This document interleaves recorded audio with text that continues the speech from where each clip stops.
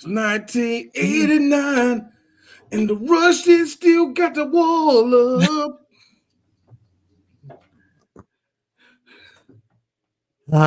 Kickboxer. Reaganomics have cooked in. I'm gonna say it. Never surrender. Never back down. Oh gosh, ladies and gentlemen, welcome to Three Black Geeks. Once again, it is me, DJ Sue, and my boy CJ, and we're all here to talk about something very, very special, a Jean-Claude Van Damme movie. But before we get into that, everybody, please subscribe. Everyone, please hit like on our stuff. Comment throughout the show. Please comment throughout the show because I know it's Van Damme and it's him jump kicking and him dancing and shit. So please comment throughout the show. And also, if you can, please hit that notification button because we're already doing something new. Anyway, let's get into the mystical art of kickboxing, even though it's more about Muay Thai. Because you see, people, we talked about this as a movie that's out currently, A Working Man. And we talked about villain factions being very multicultural, in a sense. And 1980s and 90s was chock full of villains who were always of Middle Eastern descent. Yeah. Due to the time that we were living in. Yeah, and Tong Po in this movie is a Moroccan Belgian of descent, and this is a character that pops into two kickboxer movies. He's in Lionheart, and he was in Kickboxer Vengeance, and the sequel. Yeah. Revengeance. I don't think it's Revengeance. I'm just saying it to be funny. I think it's actually Retribution. Yeah, Retribution. Or Vengeance is first, and then the Retribution was the second one. Why did it need to be Retribution? I thought because the hero it's chick won. Ass. All right, I thought the hero won. What is he? Why did it need to be Retribution? Why did Best of the Best have a sequel? Why did the Universal Soldier movies have sequels? I do you one better than anybody that can speak the English language worked on Cyborg, because I can't tell. Actually, our man Tom Po was actually the fight choreographer for Cyborg. It is funny that this is starting the beginning of what I like to call Jean-Claude Van Damme has friends. And you see, no, seriously, on the illustrious set of Breakin', after he did the scene of him breakdancing at the Santa Monica Pier, he met people in Hollywood who saw him. Yeah, that movie was a thing. That's not a joke. That's a real thing. When he got hooked up with Sheldon Lettich, and because Sheldon Lettich had, all right, so this dude I know, he told me about this whole underground fight thing he was in, right? I think you'd be perfect for it. Voulez-vous share avec moi? Oh yeah, I forgot you don't speak English. So a year later, that's when they got in touch with Van Damme. Actually, though, at that point, Van Damme was doing kickboxing before he got back into before he started doing acting again. And this is the interesting thing about this movie is that you have Jean-Claude who knows how to kickbox. He was a proven kickboxer. Always was told by several different people, and one of them being Seagal, and you just ignore that he's really not that great. One of them being Chris's boy, because as and I gotta be real too, Jesus didn't never tap out. So but he got data. He got data, but it's funny that he gets it from him. He also gets it from Don the Dragon Wilson, and Don the Dragon Wilson is a legend. He is a legend in the martial arts community. Don't even fuck the movies for a second. In the martial arts community, Don the Dragon Wilson is like the real deal. Now you're probably saying to yourself, who is Don the Dragon Wilson? Let me tell you who Don the Dragon Wilson is. He is beneath Billy Blanks. Now you understand the ranking system. EC 2000. That tells you. Wow, dog. That's how you feel about Don the Dragon Wilson? Look, and let me look though, because Don the Dragon Wilson did it to himself. And I say it for one reason. Number one, you can't act, nigga. It ain't my fault. I ain't do it to you. I ain't tell you to come into a system that you weren't accustomed to like that. But I respect you because you're trying to be in a different place. That's like me. Shut the fuck up. I'm gonna stop talking. Point is, Don Wilson. Don Wilson's a legend. And he's always been on the ass of Jean-Claude Van Damme. Yeah. And I always wonder why was the reason why he really got mad at him like that. Now, I think it's just out of competition. You know what I mean? Like the best person in that field should be the best person that's on screen. Because everybody had the idea that Bruce Lee was on in movies. Therefore, he's the best martial artist of all time. Which, by what metric? By what metric was he the best one of all time? And I'm saying this as somebody that respects the legacy and what Bruce Lee has done for everybody, not just in action movies, but movies in general. Who the fuck he beat? Anyway, the point is this. The point is, I think that's how Don Wilson went with it. So he always wanted to go against Jean-Claude. Funny enough, the person that is in this movie is Dennis Alexio, who is playing the brother in this movie, in the movie of Jean-Claude's brother in this movie. Yeah. Here's the fun thing about Dennis Alexio. Imagine, if you will, Michael Jordan does Space Jam.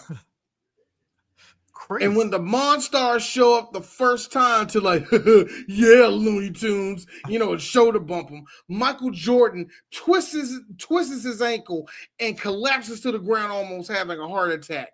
And at that point, from that point until the end, it is up to Bugs Bunny to save the day. Not calling Jean-Claude Van Damme Bugs Bunny. But do you see how fucking retarded this is? Do you understand the situation that is? Dennis Alexio, the only person of note that anybody knows who Dennis Alexio has lost to was Don the Dragon Wilson. But that was very, very, very early in their career. And I got to be really honest with you. I do know combat sports, but that's in the 80s, and I know nothing of the temperature of kickboxing at the time. But I heard it was actually kind of high at the time. It was kind of the late 80s. I heard it was gangster, so I don't know. I will say, like, I get where you're coming from, D. I get where you're coming from. But that would completely defeat the purpose of Van Damme even being in this movie if it went the way that you think. Oh yeah, of course. And on top of that, do you really want to see Alexio act? What are you talking about? Of course I want to see him act. No. Smile in Italian. No. Never mind the lustrous Jerry curl that he was rocking. Thank you. Never mind that. How can I not? It was beautiful. Come on, look at it. Look, for 89, he rocked it, all right, and it was sick. It was sick. That Jerry curl mullet, yeah. But do we really want to see 90 minutes of Alexio? Come on, where's the ice?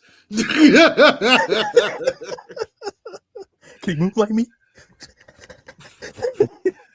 Now, real talk. That was actual speed that he showed. That was actual speed. But you know what ruins that Uncle for Rico me? head ass shit. That's what, yeah. That was actual speed, but real talk. You know what ruins it? The sound of someone jerking off in the ADR going. I'm like, yo, I got headphones on. Hey. Yo, pause, my guy. Can you imagine somebody actually does do that? They whip their dick out to get that sound effect. Oh, Chris! Oh, hey, yo. What was the reason? What was the reason?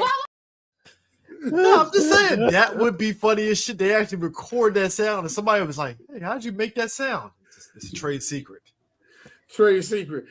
Like, I can't tell nobody. If you just said crushed bananas and yogurt in a trash bag, I believe that. You don't tell me you whip your dick. You don't tell me you whip it out and just start. And he stands up. What the fuck? feverishly.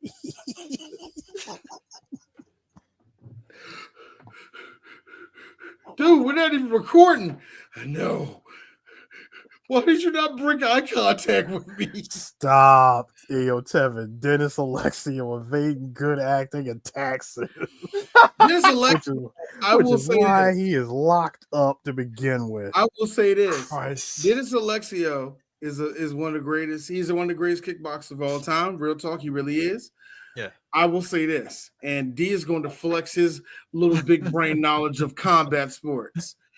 You ain't never fought on Nestus. I'm gonna throw that out there. That's a black man. And I'm pretty sure you probably did fight Maurice Smith, but I'm gonna act like you did. You ain't fight Maurice Smith, nigga. So there you go.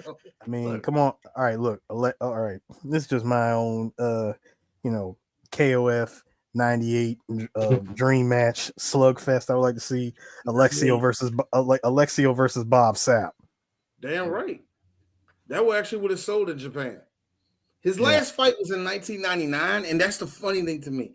That was during the height of K1, and UFC was like on the come up a little bit. UFC just beginning, and I don't think he would have did UFC, but still, he didn't do K1, which was the biggest thing in the world. Biggest on kickboxing in one war. If there was ever a Lethal Weapon version of a martial arts movie starring two white guys, it has to be like a Dennis Alexio, Frank Dukes movie. Dennis Alexio and Frank Dukes. Oh man, where like Frank Dukes plays the guy that thinks he's badass, and then like Dennis Alexio's character is the one that calls him out on that shit. Like, the fuck is that? Pretty much, and they both have to go on a 90-minute quest, and Frank Dukes actually gets to prove his martial arts prowess. At the same time, hold on.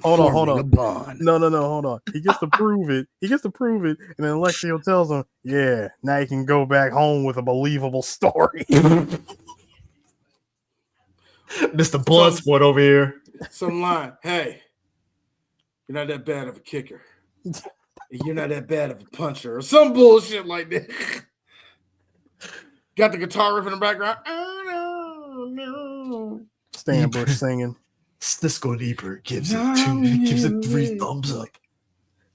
Never gonna be near. Stan Bush puts out a song called 25 Miles an Hour.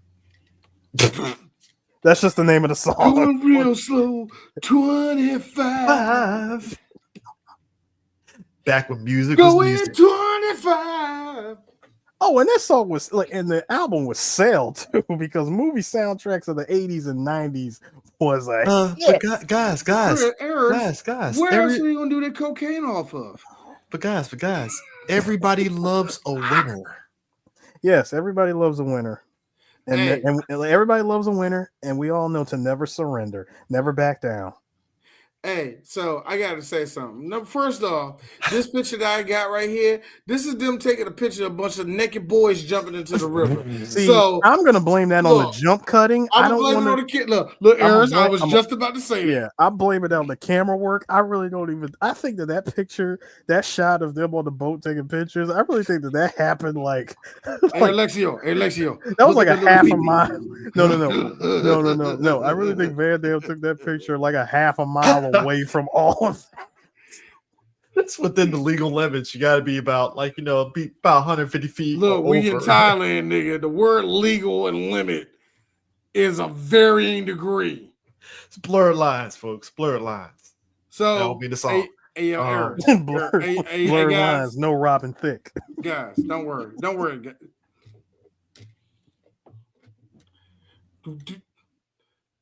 Everybody get up. Sir, whoa. You can't sing that song. We're not trying to get sued by the Marvin Gaye. Tell them old gay niggas shut up. I'm from DC. They can't sue me. Don't be. I like. Want to sue anybody? Need to sue them naked girls in the video. No. Need to sue. Would you need? Like, what was they there for? Tell you something. Yeah. Hey yo, real talk. Somebody told me, some girl was like, Robin Thicke, he lost my vote because he left his black wife. That black wife he left was whiter than you ever fucking. He was the black one in the relationship. What are you talking? And she was probably more toxic than you will ever know. Oh, I bet she was, man. But I'll be honest with you. Robin, and I like Robin Thicke. That looked like a white man that will cheat on his. Gotta be honest with you, man. There's a you put this. Okay. I did, but listen to the reason why I did. No, listen to why I did it though. Guys, in the illustrious 80s and 90s, when they came to martial arts mentors, Dennis Chan is who you get if you can't get Pat Morita or Mako. This dude, I like how he did come off as like, Wawa version of Master Roshi. The Wawa version. You got a fucking Japanese guy playing. You got a Chinese guy playing a fucking playing a Thai man.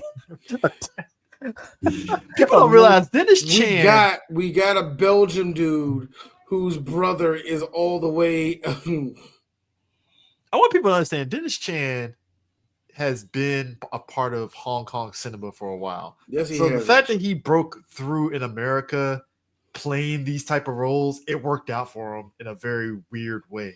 Unsuspecting Asian man, gentle, look like uncle.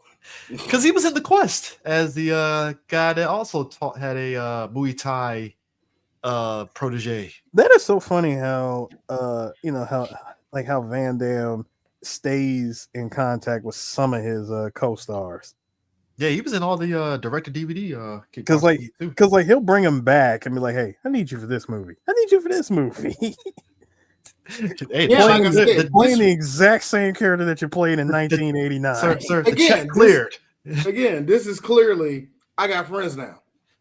Yeah, I mean, look, he gets Bolo in like what 2 movies? I think he did get Bolo in 2 movies. He did. He got Bolo. he got 3. No, 3 if you count Bloodsport. So Bloodsport, Double Impact. Bloodsport, Double Impact, and there was another one. I know there was another one. No, just the 2. I think it's just the 2. It might just be those 2. Fuck, I could have, but either which way, that's still a friend. Or Bolo almost got him for Tiger Claws. Pretty much. How awesome would that have been if Bolo got him for Tiger Claws? He just shows up out of nowhere. How you got trouble? And just like does a high kick and some shit. but I mean, I think the dead giveaway of Dennis Chan being very Chinese was that Chinese mustache that he has to try to masquerade as like it's just like that mustache it's like, bro, you're not Thai, bro. Like, what are we doing here? I'm like, look. Here's the thing. And I understand that much like the Negro diaspora, the Chinese diaspora, yeah, there's a bunch of y'all that look as dark as Thai people. Oh, and then there's some of y'all that are like Korean pale, and it's weird. like yes, I understand. There's a rainbow, if you will, of Chinese people. And I heard that white people, how's there a rainbow when you're yellow? Shut up, you racist. Shut up. Tired of your shit. I know one of you said it, but anyway. But still, I don't think this guy looks anywhere.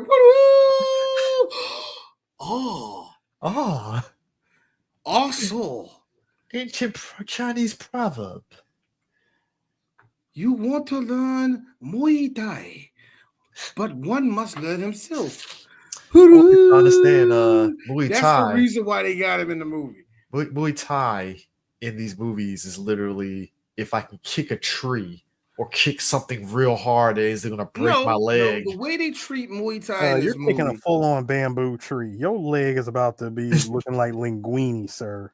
Sir, your whole calf muscle is going to go. I mean, your whole shin is going to go. No, stop it! Don't kill me. How is this life? God in the agony. That's what's going to happen. This can't be life. This can't be love. What more can I say? Look, I've seen John Jones kick somebody. Oh God! It was all good just a week ago. Money, cash, hoes. You made it a Stop! hot line. You don't know. Stop! You don't know what you're doing.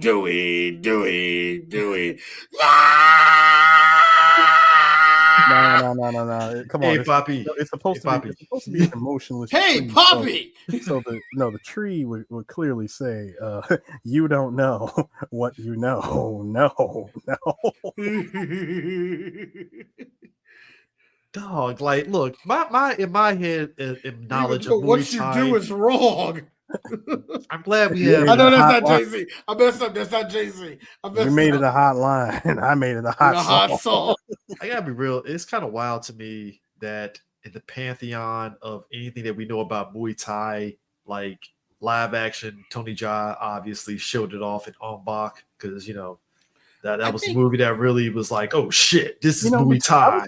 I would say between On Bak and Tom Yong-gun, the Protector. Yeah. A lot of those shots was just Tony Jaa looking like he got shot out of a cannon to just like to give everybody the tiger knee.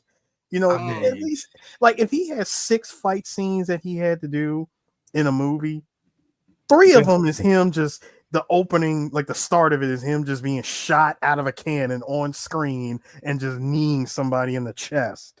Mm-hmm. I think really when it comes to the presence of Muay Thai in America, it's one of the nicher ones. Like I think in America, it's like at least for right now.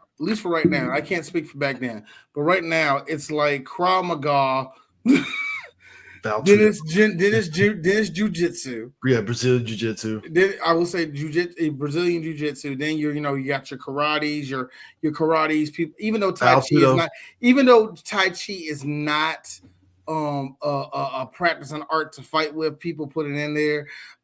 Sir, what do you mean? The man of Tai Chi said otherwise, sir. Sir, Tai Chi master says otherwise. Yeah, Tai Chi master. And also, let's be real. That's how a lot of older Asian people get to live past 93. Okay, I want all y'all to stop right the fucking now. Okay, I mean this. Tai Chi, yes, it can be practiced and it can be used against level 1 opponents. level one, because I swear to God, if you get a boxer that shows up, I don't care how delicate flower move at speed. No, I don't care what you do. It's going to get folded. But I have something funny to put there. Do you know that a Tai Chi person would put an Aikido person in a full blender? Do you know that Aikido is the bottom row? Because it's the bottom. It's the Velikov. D, hear me out. There is a part, and D's muted, but Chris, hear me out. You remember that part from Tai Chi Master when Jet Li took on the Emperor's men, and it looked like his feet were nailed to the floor, and we just see him move around like a wacky waving inflatable arm flailing tube man? Yeah. I genuinely laughed at that part because I said, dude, this is when it turned into a cartoon. Thank you. My thing is this. Any like I said, any art that you choose, they always have like their own type of presence in America. And for whatever reason, this was during a time where we just saw a movie where a dude made up that there's a secret kumite in the middle of the jungle that happens. Not in the jungle, sir. So it wasn't in the jungle. It's a hidden hidden martial arts tournament in the middle of the concrete jungle of Hong Kong. Hidden, world famous hidden tournament. Yeah, and the only way you can get in is by walking up to a Hong Kong native. You give him that look like you straight, speak a little bit of Chinese to him, and he gives you the thumbs up and says, "Okay, USA." I want people to understand we were a proper nation. We were a proper world, sir. First off, Hey, listen to me, little nigga. Where the Shaq Fu fall? You know what? I hate. Look, a notch below Jeet Kune Do, sir. One of my favorite people in the world is Shaquille O'Neal. That fucking Shaq just thought he could put his name. Shaq to this day think he could just put his name on something and then like it's a compound word and it's going to sell. And you know what? You know what, Shaquille? You shooting at 67%. You're not that bad with it. I ain't going. Look, I'm not hating. I love Shaq. Shout outs to him for coming out that one time when they called his name. I forgot what talk show he was at, but he came out and did 2 full-on roundhouse kicks. There's unbelievable roundhouse kick ever. Somebody basically made it a meme and said, "Hey yo, we getting the new Shaq Fu." No, I'm telling people right now. Fu. It was one of the worst games ever. I had the Shaq pantheon for my money in the pantheon of shit like FMV type games. Okay, Shaq Fu is definitely shit, but the most entertaining shit is the Jackie Chan fucking what the fuck was the name of that game? Stuntmaster. Yes, the Stuntmaster with just like the 4 different iterations of Jackie Chan. That was a Jackie Chan Fist of Fire. Yeah, Fist of Fire, where you get the 3-4 tiers of Jackie Chan, where it's like Project A2, where he's like the general is like S tier Jackie Chan. The other one is Drunken Master Jackie Chan. Basically, all 4, and they had the nerve to put fatalities in that game. But it was entertaining shit. Oh yeah, because Jackie was the most broken character. Shaq Fu with this, and you play the game, it is the most fast and loose fighting game in existence. And it had the nerve to come out with like an HD sequel or some bullshit. Shaq had the nerve to have him flipping in the game. That's all I have to say. Didn't tear ACL either. Crazy. Hey, look, Shaq, Shaq, I can do it. Shaq, you were 300 something pounds in your youth. You couldn't do that. Don't do that. Nah, this movie though. Nah. This dude's brother. When you see a man kicking plastic a low bearing pillar. A pillar. Just like a support beam. A support beam. A support beam, if you will. Hold on. Before you do, I just wanted to mention the trifecta of athletes in video games, sirs.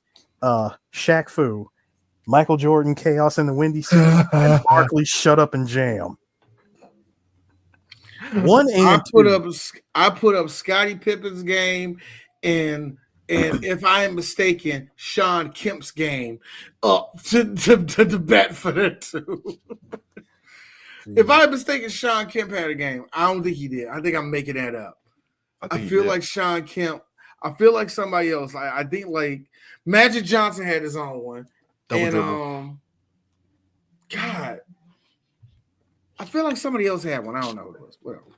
I don't know, man. But like I said, my man's his brother is the most American cocky person ever. Like, exactly. Bring them all on. Hey guys, before we go to the fight, guys, I want to know: are we going to Fire Cat?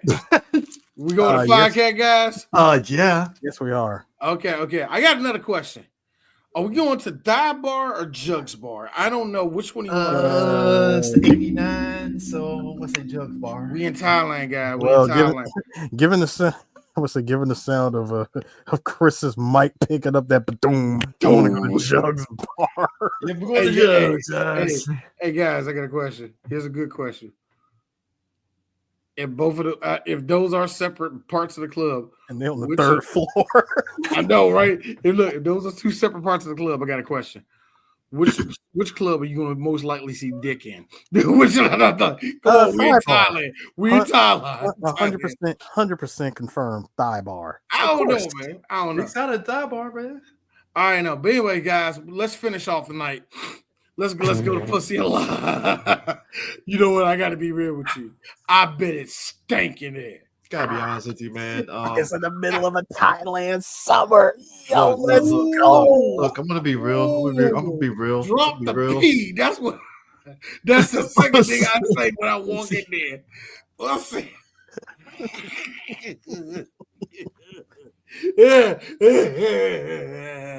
Oh no! Wow, man, trout season, man. Humidity. Man, hey man, put Why them are scallops, you here? put them scallops on ice in there, bro. Golly. Reason why the AIDS epidemic went wild. Smell like I be obeying that motherfucker. Habibi firebombing got a missile to. If them robbers come through, then I guarantee. Anyway, that clip never gets old.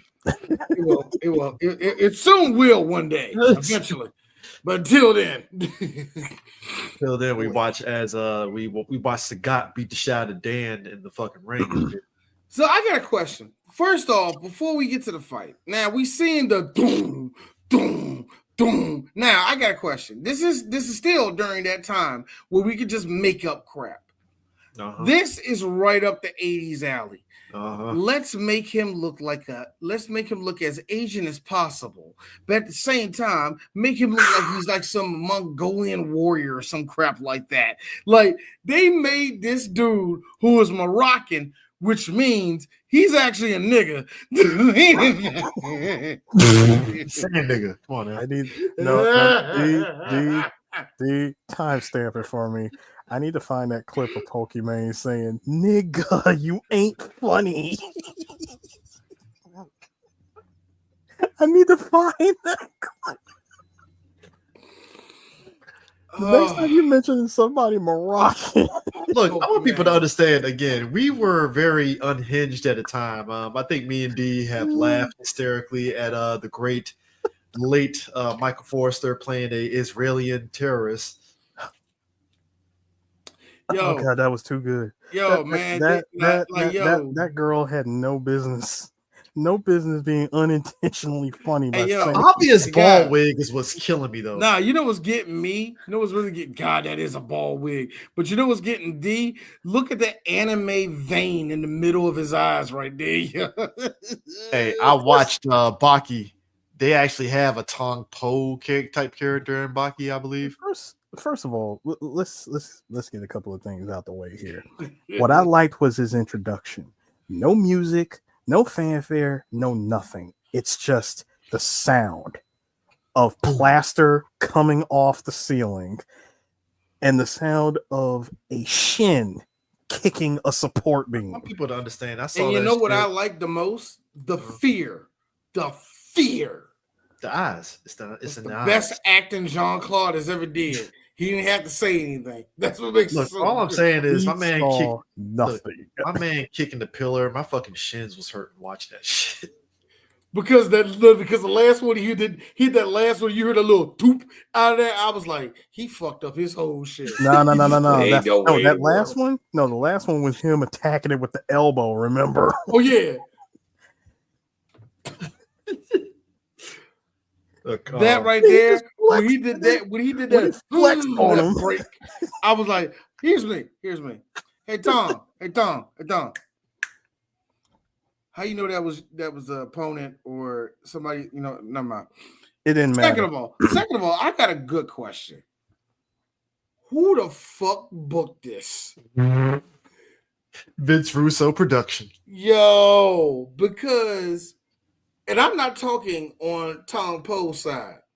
All right, you can only blame the pit bull for being a pit bull. First so off, much, it's his brother being the cocky person said, "Bring on anyone," which means that any back alley person can fucking step to the plate, and Tong Po is that back alley person. Well, I was gonna say Freddie Lee, sir. That was Freddie Lee. That was Freddie Lee. Because of course his name is Freddie Lee. Do you know what I loved about this guy? The guy in the blue, y'all. Do you know what I love about? He was dubbed by the great Jim Cummings. That's right. You hear the Mr. Winnie the Pooh himself. $5. When he did the $1 million. When he said that, I was like, oh, bother. No, sir. You hear all of Sat AM, Dr. Ivo Robotnik. Yeah. That's who I'm hearing. Yes, delicious. Yes. First off, sir, this movie was right with Tojo Clan affiliate. Hey, shut the fuck up. See, I was going to say that. I was about to say that. I was about to do the whole Yakuza thing. Do. I was going to do that. Okay, fine. Like, nah. No, I'll tell you who booked it, and I'm going to use one that's even more obscure. It was the Chio Men. Nigga. It was the Chio Men from Shinmo. I have never heard. If anybody knows anything about Pride FC, the fighting, the whole Pride jump, it was legit ran by the Yakuza. And they would do shit like this. Well, they'll get like a muscle man versus a midget and shit like that. They would do stuff like that. You know what I mean? Like a 6'5", like a 7 foot woman fighting like a man that's. I gotta be honest, yeah, crap, man. Look. I'm just saying. This don't surprise me. If I see a guy kicking a pillar, and I have to fight that dude, nah, you got it, buddy. Turn into Dane Cook. You want to get the fuck out of here? Let's get the fuck out of here. Let's go steer some break dance. Where's the door? Where's the door? Let's go upstairs and break. No, because here's the thing about Tom Po, like Bolo, not Bolo, but what's this character in Bloodsport? Mishima Zaibatsu. Hey yo, that's was late 80s Vin Diesel and Paul Walker. What up, Super Smash? But what I'm saying is, it's like I see a guy do that. It's just like, no, we're done. We're not even fighting. You know what, buddy? I will break my brother's leg. Like, you ain't playing today. Bow. And just no. My boy Alexio. Yeah, where the fuck was the ice? Thank you. Well, my man. First of all, the way that when Van Damme was trying to tell him, and I love the fact that if you watch that scene, it looked like Van Damme forgot his line because it took him a solid minute for him to get his thoughts together. Is that language barrier? He goes, he gets his thoughts together. He's like, Eric, don't do this. I've seen this guy. He's crazy. He's freaking crazy. He said, look, don't go out there. All right. Can we just cancel this fight? Can we please just cancel it? And when he tells him no, he was like, he mentioned legs and he was like, legs. This guy was kicking one of these with his freaking legs and the plaster from the ceiling was falling down. Alexio, so what? I'm sorry. So what? What? No. I mean, he was. Wait. Look. I know. I just stepped off to go get some ice for you, but I need to know what level of Thai cocaine are you snorting right now? Because I need some of that. How much y'all getting paid? Enough to cover that. His being a paraplegic for life. Because when you tell me that. I just told you that a dude, when I tell you that the dude who was about to fight me was kicking the support beam to the building and the plaster from the ceiling was falling down from the man was so mad he was fighting the building, nigga. He was fighting when the man decides to do the special stage from Street Fighter 2 in the arena. And nigga looked at the wall and said, "Nah, plink, plink, plink." Dude, this was some Mishima fucking level of toughness training. Who booked this fight? Freddie Lee D. I'm gonna keep telling you that. It was Here's when I knew my man was done. He punches Tom Po, and Tom Po ate the punch like, the fuck was that? I was like, oh, you're dead. Nah, I liked it. I knew it was over. When he eats the punch and smiles, that's when you know, throw in the towel. I knew it was over when he picked this nigga up against the rope and immediately started serving him knees. And I was saying, hey, I gotta be real with you. Here's me. Them 8 on knees. Them 8 on knees. I gotta be real. I was looking at that. I'm like, all right, I know kickboxing and Muay Thai. Break it up. Nah, buddy. Break it up. This is back out. Thank you. Now you broke it up. Nah, and then when I like the fact that he said, man, did you see that? He caught me with an elbow. That's the way that they fight here. Didn't anybody tell you that? Yo, so that being said, stop. You said you want to come here and fight the way that they fight. So that Tiger being said, genocide in a minute. this nigga agreed to be in the fight and didn't even know who he was fighting. And number two, didn't respect the art that he was fighting against.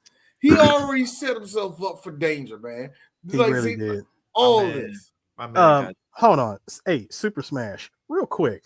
This movie is more connected to Street Fighter than Mortal Kombat. Bloodsport was what inspired Mortal Kombat. This is Street Fighter in the sense that this is basically Ryu versus Sakai. It really is. I mean, Tong Po is literally the inspiration for Sagat. He did Tiger Genocide, his brother. Apparently, all you take is a fucking large elbow to the spine, and somehow you're. I have to say, Jean-Claude's yelling face is one of the more underrated faces that we have. It's the angry face from our Moroccan friend that's scaring me. I like how he has no. Van Damme's no face from the 80s is chef's kiss. Also, we honestly only got two of these. It was this and Bloodsport. Also, I want you to notice that the waist is actually high because that's what the waist is supposed to be. And he's supposed to look, and it actually shows the depth of the penis. That's what they show. It shows the depth of the penis. By the way, when he took when his brother's getting worked over in that corner, and when he told him, like, dude, I got caught with an elbow, and he's like, look, man, the music is driving me crazy. I'm like, yeah, if I was getting the business, from a literal Sagat while they're playing that flute music, yeah, I wouldn't want to be in that. I want to hear it. I want to hear it. I'm losing, and the crowd's going. I don't want to hear it. Come back in the game, and they won't be celebrating. Yo, let me tell you something. My man's brother, this dude threw in the towel, and Tong Po kicked the towel. I like how he threw the towel. Right, Tong Po, what the fuck is that? Yo, why did Tong Po? Bro, Tong Po really did pull the fucking Raging Demon with that elbow to the back. But here's my thing. And all right, you know what? Look, I don't know the human anatomy, but I don't think that will sever the spine to be paralyzed. I would say at best it's a bruised spine, so you ain't gonna be walking like maybe a 2 minutes. I believe just because off of sheer power alone, power and height alone. Mystic Asian power. No. Don't forget about that mystic Asian power. No, there's nothing mystic about Tong Po. That is just straight. That is straight up North African. That is the. I'm going off a character here. That is all of Bangkok going into that man's spine. Hey, Harris.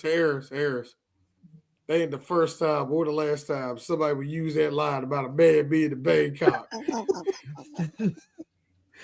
All I'm saying is Tong Po. Except it ain't going into his spine, if you know what I mean. Look, all I'm saying is this is a guy that kicks pillars. It stands to reason he could probably paralyze somebody. That's all I'm saying. Hey, I don't know, man. Hey, hold up, Soup. Okay, Soup. You are correct on that. For Tong Po to be the inspiration visually for Goro, that does make sense. I mean, come on, the dude has like the full-on ponytail, which is what they gave to Goro. And it would be because the director saw an episode of Dragon Ball. He said, if Goku can do that to Burner, maybe I can do that to his brother. Also, and I'm really reaching the archives for this one. It was the icons from G4. Old good G4, by the way, Icons episode of Mortal Kombat where they mentioned Bloodsport. Did that tip come with Doritos and a Monster Energy drink? No, sir. That was Doritos. You see, kids, at one point, G4 was actually an informative place to learn about video games. First of all, that wasn't Doritos and a Mountain Dew Code Red, sir. That was at least half a bag of Fritos and Surge. No, Volt. Fine. Don't say that. Surge was gone by the time G4 came out, bro. I blame. You know what? Not unless you found, it was gone. No, not unless you just went to that one that one bodega, that one got the last stock. I'm sorry, ain't gonna drink a crusty family grocery store that still had access to Surge. Hold on, drinking a crusty ass Surge, man. Dude. If you said Fruitopia, I would believe that. Hey, y'all remember when G-Force Energy was like popping for like a hot second? Man, I do remember that. All those boys end up becoming sterile. They can't have no babies. They got sued. They just. But with everything, I'm just saying, with everything that happened. I mean, the back alleyness of it all. Your brother's paralyzed. They put him on a fucking cot like it's MASH and just throw him out on the street. And just left him right outside, which was wild. The second that gate closed, I lost it. Okay, white man, you on your own. Click. The man said, take him to a hospital. I'm like, that's how you know whoever booked this, there was no insurance. Dude, they got his street clothes on him, so it's like my man was in agony and pain from paralyzed. Then he slapped his clothes. Van Damme holding a ripped up belt. Oh yeah, because when you're the champ, you just take the belt and rip it in half. Tong Po. Anyway, we didn't do that meme with Tong Po head. I keep forgetting that I actually got to change up that meme. Great, gonna make me work for it anyway.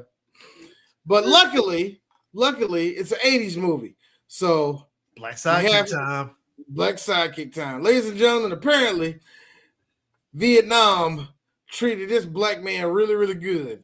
Because this guy, when you get to be a 1989 Drebin in Thailand, hey. Ladies and gentlemen, this is Haskell Anderson, aka everybody's uncle who you knew and then mysteriously died in 1994, and none of your parents will tell you why he died. Yeah, he's one of them. He's one of those. He's one of those. AKA, he is the friend that you need to have when you are in a foreign country. But I also feel this is very true to life, because I truly feel there were some people that when Vietnam was over, they stuck around and they get these type of jobs. I feel that's a real thing. A bunch of guys in special forces did that, and that's why you see a bunch of white guys in the Middle East having Starbucks and a sandwich in Saudi Arabia. Like, what do you do out here? Actually, I do blah blah blah blah. You run guns, kinda, but isn't that illegal? Not when you're doing it for Uncle Sam. What? When he said, listen, 3BG weapon dealers knew. When he says, listen, I just live my life out here. Everybody minds their own business, and I just, and I get to just chill. And I said, yeah, that sounds like every expat between Southeast Asia all the way up to South Korea. It sounds like he saved up some money so when he finally does decide to go back to the States, he can buy a house. Bro, I don't think. First of all, when you're living that good in Thailand, there is no going back to the States. No, I'm saying stocking up money, baby. Eric, you know that is true, because eventually they're like, all right, you done playing out there. You gotta go back home. Oh man, well, time for me to go back home and pick one of the whitest parts of America to live at, and then shame black people for not trying as hard as I did. AKA, that's what I'm gonna do. AKA live in Frederick, Maryland. Boom. That's a little bit too close to the niggas. Yeah, that's an earshot of black folk. That's an earshot of black folk. Baltimore, a little bit too close. So Cumberland is what you're saying? Yeah, there we go. There's more like it. I gotta walk to a general. I gotta walk to a general store. You see that bullshit about how you get hooked up with a house or whatever and a stipend if you live in Cumberland, and I'm like, ain't nobody trying to live out in the mountains, nigga. Like, you're right. Like, it sounds tempting in theory, but it's like, I ain't gonna live up there, man. No, just like I ain't gonna live up there and these are Maryland Klansmen. Hey, nigger, get out! No, all right, we'll be back next week. Like the cut of your jib. I like the cut of your jib. All right, boy, we're back again. Come back next week. All right, but when you want to schedule us to make sure, see, these are Maryland Klansmen. They work around my schedule. Well, apparently the stipulation. And as much as I don't like it, I actually appreciate that service. Well, apparently Cumberland has new housing developments that they're trying to fill. So hey, can I like write online when I want to record? Oh yes, you can. You can do that online too. Actually, I think it's better if you do it online. So me and the boys don't come over here when you're not here. You know what I mean? It's kill all niggers. Yeah, that's 2 G's. Now everybody put like 1 G on there, but we made sure that it's authenticity. All right, I like that. Like, wait a minute, is it .gov? .gov. Ironic. I know, right? Anyway. But my man, he's a gun runner, and he bumps a taxi and was like, "Hey, I can help your brother get there because I have a Datsun van that looks." That was a Mazda. That was a Mazda. That was a minivan. That was a B2000. I think that's what they are. I think that's what. And the low key BBC 2000 or something like that. I feel I've reached that age where I'm like, I would love to just have that van just for what? For what, Chris? Why? Oh, really? Why? An electrical van? Van. You're a black man in the middle of Thailand with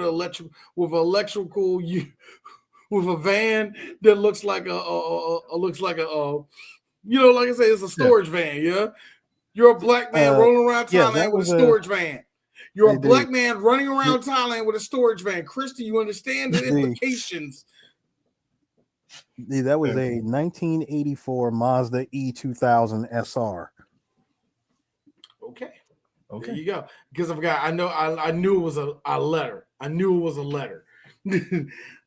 So there you go. Anyway, but yeah, he takes him there, and I like how Homeboy actually does the nice thing, mainly because he ain't had nothing to do for the rest of the night.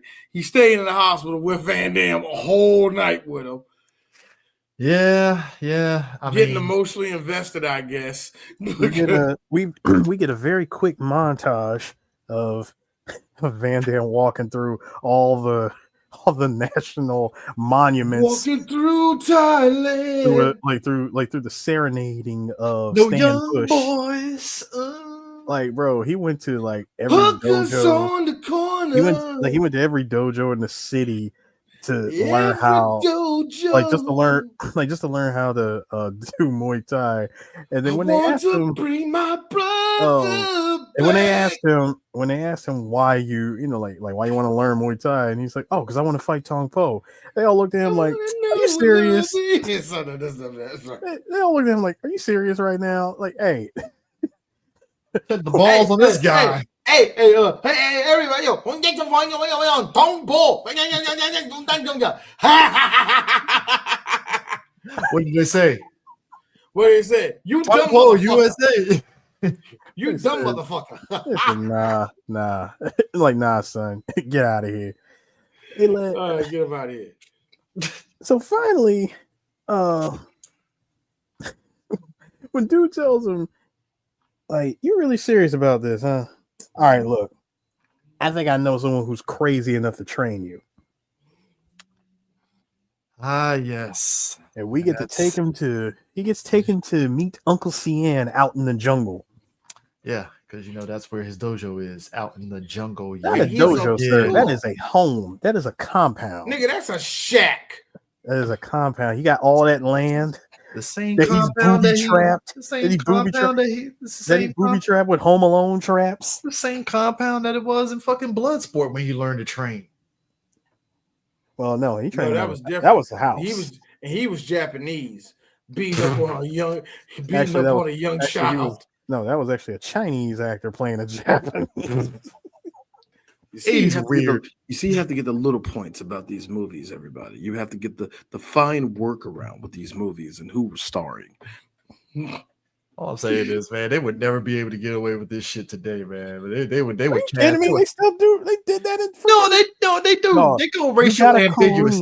They go racial ambiguous. No, they don't. No, they don't, Chris. I feel like that's even worse. They got a full Korean a full South Korean man to play, like to play DK in Tokyo Drift. And I gotta be real with you.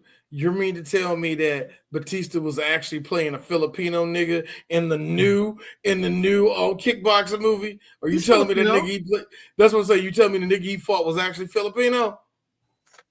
I doubt it. I bet his name was like, I bet he was like from Malaysia or some shit, and Batista like, close enough. At least they got it right. At least they're right in the area. No, I'm just But either way, I didn't know whether it was this or Kickboxer. I was trying to remember. What is with them always putting Van Damme's character in a situation where he has to outstretch to show his like flexibility? Oh, that's Bloodsport, didn't they do the whole fucking Jesus Christ? Yeah, they did. Wolverine, X-Men on the cross shit. No, that's Van Damme being appropriate. He wants everybody to look at the junk. This one, my man had his ass fucking doing the V in the air and shit, like with the Bucci up. Again, to look at my junk. To look at my junk. God, I know that shit hurt me. I'm like, bro, I stretch, but no. That man always does. Well, he always did that in his movies, at least in the early part of his career, because he don't do that. He don't do that much anymore. Hey, William Sadler, you gotta warm up the calves before you do it. Though. Else you'd be like William Sadler in Bill and Ted's Bogus Journey when he did that split. Yes. Followed by the butt naked katas the year prior. Yes. And Die Hard 2. Somewhere William Sadler's like, I wish I could do that again. Get in proper shape like it's 1992. No. William Sadler hit one of these moves. I'm getting fat. That's all I just did. I'm getting fat. Yeah. Uncle Cian, his training is very rudimentary. He has little sticks on the pole for dodging and punches and stuff. A whole lot of pulleys and cranks and a whole lot of kicking bamboo trees. What a lot of people would like to say, because look, he already did it. He already did the scene where it was like. He's like, what do you say? He said, you're fast or something like, And you see him jump in the air, and it's clearly not him. It's they're like, yo, this movie's stupid. It killed me, like anytime you these what I like to call Mr. Miyagi training. That's wax really on, wax off. It's really like, you see. That's what he did for that. So there's a practical use for it inside the ring or some bullshit like that. You know what I mean? So he's still trying but the thing about it is it's an 80s movie and he deserves something. He deserves something to poke. The most mid. You calling my girl mid, bro? She was sweet. She was sweet. She was sweet. He didn't need a long sweet, but it's fine enough, I guess. She was a round-away girl. You know what I mean? That's the one for me. She's a round-away girl. Shook down. Tom Po had his way with her. Miley. When I heard that name, I still I'm like, that wow. Feels like she that feels made up. That feels like that's a made up Thai name. I feel she was one of like maybe 5 women that they use, and especially in a lot of Golden Globus movies, like the American Ninja movies, as like the lover of Michael Dudikoff's character, or Don the Dragon Wilson, the love interest there, or actually she ain't been in a lot of movies though, bro. It feels that way though sometimes. That's what I was like. The other big movie that she been in is she hadn't been in nothing, bro. Yeah, she probably was just like, I got a good check, and she actually does stunt work. So that tells you something. Yeah, that tells you. That makes sense. She actually does stunt work more than anything. But Miley, but that name to me sounds like the Miley store. It sounds like. Dog, is that the Asian prostitute that you got her name? Yeah, her name was Miley. or like Chang Li or some shit. He was awesome, man. Also, side note, this time her dick was smaller, so I think she was. Fucking regular show ruined this movie for me with the fucking Chong Li character. In that one episode. The Tong Po character. Yeah. I forgot what he said. The stick hockey episode. Yeah, stick hockey episode. That shit ruined me right there, man. Oh my god, yo. They had a Kumite. Stick hockey. And I liked it because at the end of the show, he took out his headband. You see the long, tall pole band on ponytail, man. Oh shit, bro. But nah, man. We get the famous during the early days, early infancy of YouTube, everybody was still sharing GIFs, and it was always this scene of Jean-Claude dancing with the two women in the bar and shit that was always used as a GIF, and it always still is funny. It's one of the most overused things of Van Damme ever. You could say it's the most overused thing, but dude, it's gotten so bad that in recent years they've actually reenacted that club. You do that for a commercial? No, not for a commercial. He actually did it on what was it on didn't he do it on Conan O'Brien? Didn't he do it on Conan I wouldn't know. Jean-Claude always comes off to me like a guy that can dance, but he really can't. He has all the right moves, but he doesn't. You know what it is? No, I got it. No, but he did do it on a talk show. No, you're right. Here's the thing about Van Damme and his dancing. It's like he hears the music and in his head he feels he's on beat, but then his body is like off beat at the same time. Gyrating at a different pace. Yeah. It's like in his head he hears the music and it doesn't translate to his body in a way that like matches the beat. Come on, what are you doing? We're going left, right. You're going right, left. Well, I don't understand this. This is an American thing. It's a very bewildered dance, and it's like, what is this? I don't understand. It's called Chris. It is called cracker. Why you stretching this out? You should know what it is, man. See, me and tell me she was only. It's called the white disease. She's only been in 3 movies in her career. Yeah, she does. Yep. She did stunts in. Well, apparently she did stunts in Blade. So, I mean, yeah. So I mean, you're. I mean, hey, them's the breaks in Hollywood. Or, well, yeah, probably. She did stunts for Blade. She was an art major in Fright Night Part 2, and she did she did stunts from Escape from L.A. And she played a character. Yeah, she played her character in Kickboxer. Apparently, she was in the Shepherd Code 2, which is in post-production.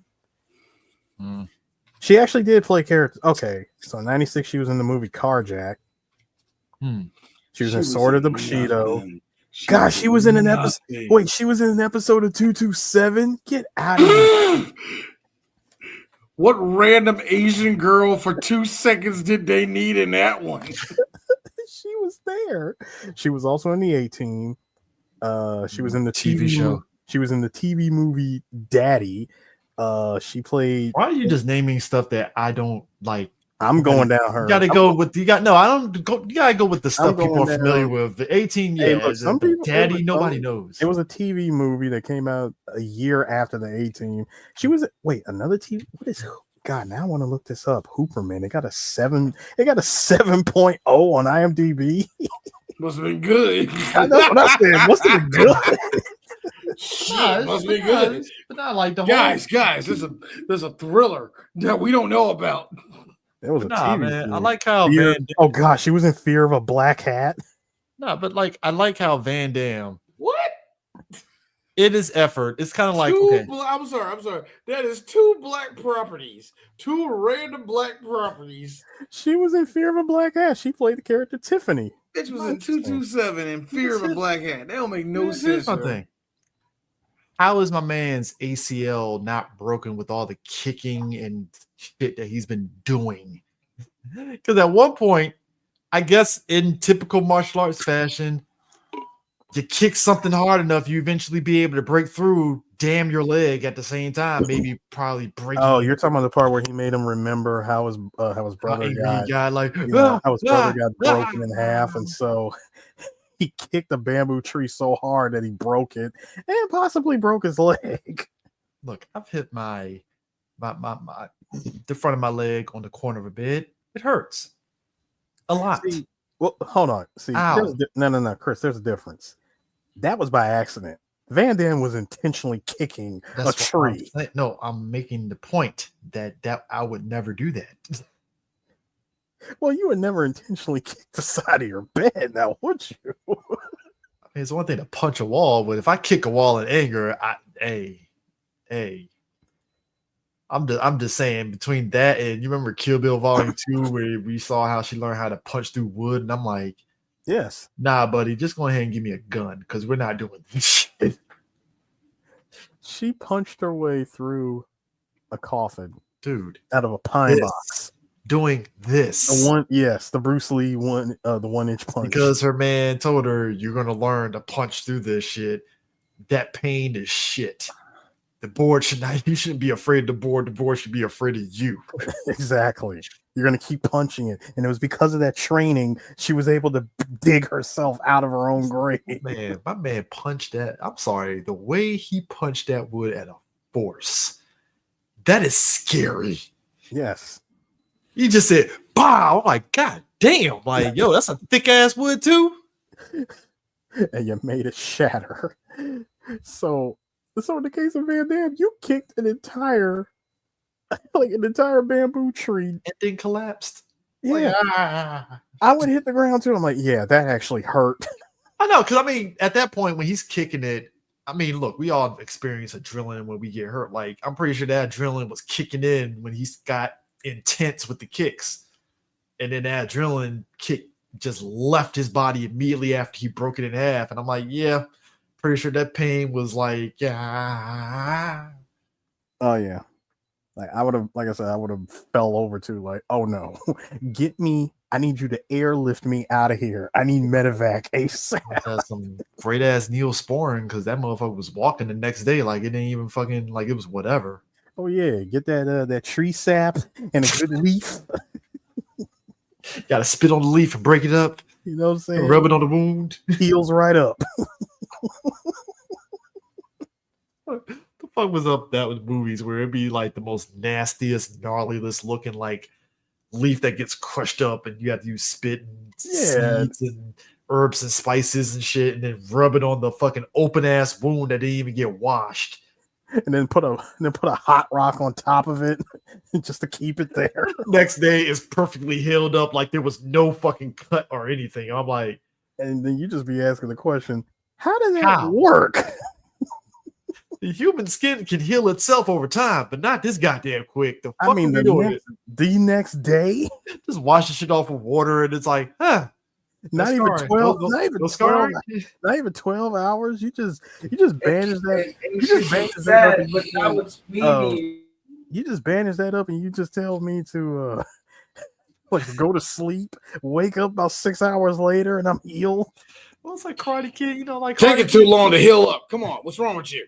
It's like Karate Kid 3. Mr. Miyagi had that special icy hot that you put inside the water, and Mr. Miyagi, the clap. No. I'm talking about the third one where he had the special thing that healed. Oh, yes. Oh, yeah, that. Magic Tiger ointment made from Orient or Far East. Smells like shit. Well, it's good enough. And it burns. Because every time Daniel would go to learn from Quicksilver, every time he went to go learn from him, he always had not a broken bow, but he always had either a cut, a gash, or something that he had to heal up with. And Miyagi, he knew what he knew what was up, and he's like, you never got any of this damage learning under me. Ace. You know, but hey, do what you want to do, Daniel. Well, you know, apparently, all right, you want to be the white people over here? Y'all breaking each other's clavicles and shit. Well, apparently, after much training and after he has his tune-up fight with not Adon, apparently he's sir, that was Hua Jai. Moving on. Dude, that was a dude. That obscure ass fucking character. Goddamn. Hey, he was in Fatal Fury. That's all that matters. That was a dude named Chong Bok. All right. Sounds like a perfect hero character. Oh, you mean World Heroes? World Heroes. I have never in my life seen the most fucking Dollar Tree brand fighting game as World Heroes, bro. SNK really thought somebody in that office at SNK thought they had a banger of a fighting game. Like, see, it's World Heroes. You see, so check this shit out. So check this shit out. We have the Hanzo character. We have an American. We have a Japanese. We got this one dude who we call Rasputin, even though Rasputin never looked nothing like this. We got the Chinese girl with the titties. She wasn't Chinese. She was Japanese. Her name was Ryoko. I know who Ryoko is. I would say between World Heroes, Fighters History, Breakers. Fighters History is probably the weirdest one. I'm going to say Fighters History, Breakers, and there was one. Oh yeah, and Karnoff's Revenge. You know who I think? You know who I think is the game that gets Matt McGuired underneath the hat, looking both ways. I think Rumblefish ducks charges. Dude, I think Rumblefish that game had a sequel. Yes, it's ducking charges. The only reason why nobody says anything, thank you, is nostalgia, and for some reason, you being a weeb, not wanting to be called out as non-weeb, is the reason why that game survived. Like, I don't like Melty Blood, but I can understand why niggas like Melty Blood. Well, sir, Rumblefish, I have no idea why I see that game. Sir, you need to understand something. The people that worked on Rumblefish worked on Street Fighter 4. Understand something though. Think about it. You're SNK. What the hell? I want people to understand something. I feel you have to fight. SNK has to be the only company that said they had a bunch of bangers. You know, Fatal Fury, Art of Fighting, KOF, right? Samurai Showdown, right? And somebody. After they made KOF, they was gassing it because everything after KOF, they just. Because my thing is this. What's the other one with Hibiki? Shit. Last fighting of shit. Oh, Last Blade. Last Blade. So it's like you got some banger fighting games to varying degrees, and somebody was like, "I got another one, World Heroes," and that's the turd in the. No, World Heroes showed up in the middle of the they showed up in that first push of SNK games where it's Samurai Showdown, Fatal Fury. Well, I think it was Fatal Fury 2 at that time. Yeah. And a couple other games, and then World Heroes is like, hey. Yeah, I'm just gonna go back. Go back and play Neo Turfmaster. Yeah, I'm just gonna play Street Fighter, bro. I like it's open now. All right, man. It's open there now. I can go there, man. I don't go there. You have to purposely make a shitty fighting game. SNK has not. That is the only brand that they're like, nah, we good. We ain't reviving that shit. Nah, we don't need it. We don't need to do that shit. Like I find it funny how we see some games just disappear and never come off, and some games get overplayed. You know, the one game I think that was shitty, and we're all too afraid to say it's bad. What? Bloody Roar. I think we all too afraid to say how crappy it really was. I didn't say it wasn't fun.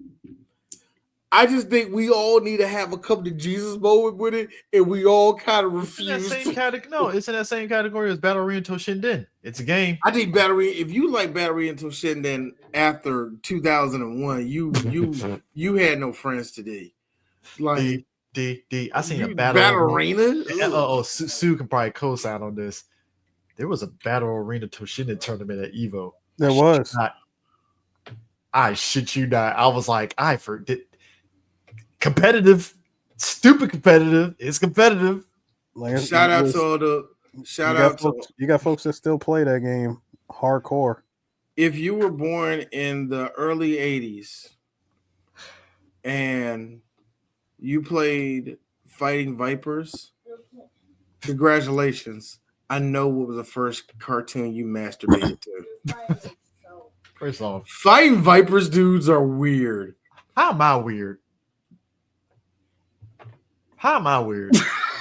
And I'm a Fighters Megamix fan. Okay? I'm sorry, you like Fighting Vipers? Yes, because we got Fighters Megamix. That was the crossover of the century right there. Fuck your SNK versus Capcom. I can't co-sign that, big brother, but I ain't mad at you for what you do. Fighters Megamix was Fighters Megamix. Look, hey, look, I'm Virtual Fighter and Fighting Vipers like that. Was that Eric? What was the name of that joke? Air Gaze or whatever the name of that joke was? That was Square, but I'm with Chris. I'm with Chris on that one because Fighting Vipers gave us Honey. I can't believe. And Honey was Bay for a good 3 years. I will say this though. If it wasn't for Fighting Vipers, we would never got. I don't think DOA would have flew the way it did. Oh no, it wouldn't have. It's a lot of somebody had to lay the groundwork. Yeah, you gotta lay the groundwork somewhere, and that's there's a reason why Sega will never revisit Fighting Vipers ever. I think they just let go of that the license of that years ago. The fact that it has not showed up in a Yakuza game to play in the arcade. Fighters Megamix, and I think Fighting Vipers either is in Judgment or Yakuza, the one before. I think no, it's not in Yakuza 6. I think it's in. Yeah, it actually is in. I don't think it's in. Well, I haven't played 6. No, it's in the. Yeah, it's in Like a Dragon, I believe. Yeah. So. All right, then shut me up. Hey, Sega. So Sega still owns it. I feel like it was. They ain't letting that go. I still don't. I still feel like it was one of them. Like, no, we don't talk about Fighting Vipers over here. Like much like Capcom is like, oh yeah, we made Star Gladiator. I thought it was on that same. I thought it was on that same level. Sir, it's called Plasma Sword. What are you talking about? He's referring to the prequel. That's the second one. Star Gladiator was the first. Yeah, Star Gladiator. Yeah, was it Star Gladiator, Plasma Sword, and Plasma Sword 2? Plasma Sword. That was only had one Plasma Sword. There wasn't no Plasma Sword 2. If there was, I never played. A sequel. It was Plasma Sword and then Star Gladiator. No, Star Gladiator was the first one. Then Plasma Sword was on Dreamcast. Anyway, back to Van Damme kicking people in the face while being drunk. Yeah, apparently, he gets drunk with the best of Thai liquor, and I gotta be real with you. I don't feel like that's a flex. Even if it is the best liquor in Thailand, I still feel like that's like rock gut American liquor. The direct translation for it was Kiss of Death. If I ever go to Thailand, I want to try that drink. I will say this. What was the sound system in that fucking straw bar? Like where were the other speakers at? It's the most juke joint ass fucking bar. Well, it's a serious bar because you knock somebody off into the water very easily in there. In the middle of the day, by the way. I was like, bro, it's noon. Got this white man up here dancing with all women. Nah, including mostly guys that probably got paid like 50 cents to be in the movie. So, You think people got paid? This is Asia, man. It's the 80s. America don't do free labor. Shit. Free labor. We talk about free labor, man. That's how we built this country, nigga. Free labor. Right, pretty sure everybody in this movie got paid scale. Again, you think people got paid? I think they overpaid. Sir, this isn't Golden Globes where you come on. This is a Golden Globes. Who did this movie? Now you got me looking. Who did this movie? Who did? Because I know it was like a major movie that came out. Like that would be Canon Group. Whoa. Distributed by Canon. Distributed by Canon. Kings Road Entertainment. Kings Road Entertainment. Not much of anything. Holy shit! They did the whole Kickboxer 5 movie series, and then shut it down. Well, sir, when it's ironic that the last one, 5, went to Mark Dacascos. They shut it down because the dude behind it, the producer behind it, passed away. Yeah. He didn't. Yeah, just the Kickboxer series is the say, pinnacle of his career. I gotta say, it kept Sasha Mitchell and fucking and employed. Sasha Mitchell, like, you've done a lot for my life. I did. Thought Step by Step did. Nah, them 20 cent like royalties I'm getting ain't helping. Boy, Nah, it's probably more, bro. Sasha Mitchell ain't getting no money off of the movies. You know that, right? You know nobody watching. Man. Ain't nobody buying no Kickboxer in a box set. Ain't nobody about to do that. Sir. This movie in particular, Kickboxer, did just get his 4K steelbook release this year. Oh, I'm talking about the sequels. Yeah, we don't talk about that, but yeah, you really only need to watch the first one and then probably watch the reboot series. That's about it. So yeah, I don't know about that. I'm saying it. I'm saying it too because I saw the one, like the recent one that came out. What, like the one first with Mike Tyson? The one with Mike Tyson? That was Ip Man 3. No, yeah, that was it. That was Ip Man 4. No. That's the last Kickboxer. No, Redemption. Yeah, Redemption. Yeah, you're right. No, I'm talking about the Kickboxer. I'm talking about the Kickboxer movie, the first one that they did. The one with Batista? Vengeance. Vengeance and then Retaliation is the second one. Sure. I mean, good for straight to DVD. I mean, the second one, Retaliation had Mike Tyson and the Mountain, I believe.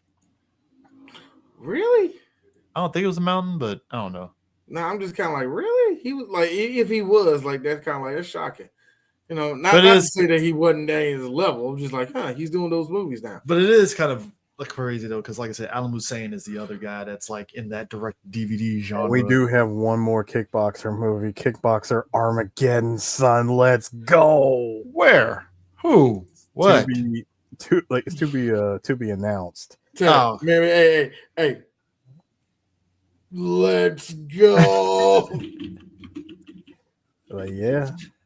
Kickboxer Armageddon. That's the next movie. So I like how Van Damme beats a warm-up nigga and your boy Freddie Lee like, let's get #1 star. Because beat white man down. Because when the crowd is screaming Naksu Cow, which means white warrior, when they're shouting that, giving this man a standing ovation for beating, let's be real, a B card.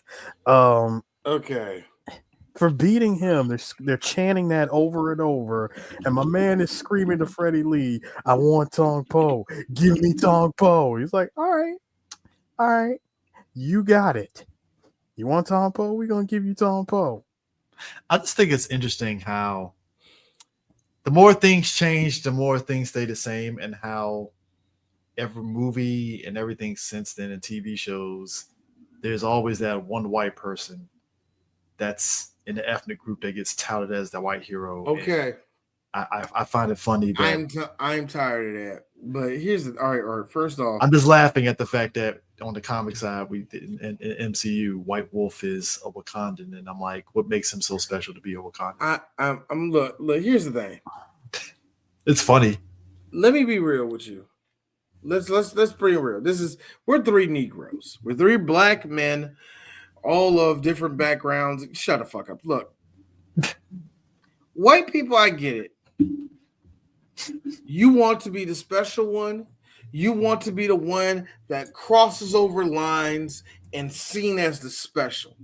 The reason why every race gives you a look when y'all walk into the room is because you think all of you can do that. I'm going to be the different one. I'm going to come in and tell these savages, you might not call us savages, but that's what you're thinking. Mm-hmm. You're thinking that we're either stupider, you thinking we're dumber, you thinking we're slower, whatever it may be. You think because you're a white person, you have an advantage. So in your mind, so when y'all see hunks, whatever they call them, white people, white devil, white dog, what do you call them? Chicago, whatever they call them, a Quincy Ocha, whatever they call that nigga, like. Because I was trying to think, Quincy Ocha. Either way, he's the. Wait a minute. Let me guess. White devil, white devil. Yes. You speak Wachutu? We got to redo that. We got to redo. No, we don't. We have to. No, we don't. I know we don't.